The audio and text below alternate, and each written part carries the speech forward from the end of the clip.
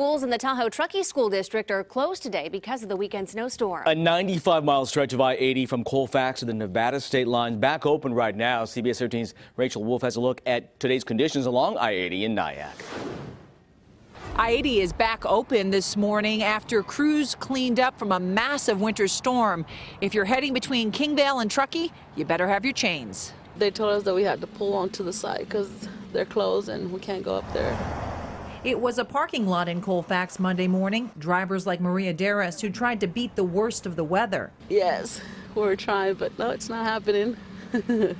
So yeah, but there's people here that have been here since 3 o'clock yesterday. I-80 shut down in both directions for 17 hours after a winter storm pushed through the Sierras. Sunday night, Darris and her family of 7 slept in their SUV. Couldn't get a hotel? No, they're a book, and they're expensive too. They parked alongside a gas station like dozens of others at this exit, close to a bathroom and a bounty of snacks. It was busy all night long. We had a lot of people just coming and parking in the parking lot and just had to keep telling them to move and everything. Despite news reports indicating the roads were closed, some decided to brave it anyway. Yeah, hopefully it cleared up.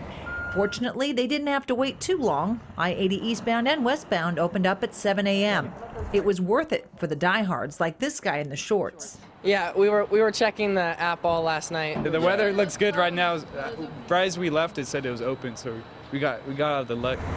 Hoping to be the first on the ski lift after 4 feet of snow at Squaw Valley in just 2 days. So get out and enjoy that snow while you can, as another winter storm is headed our way.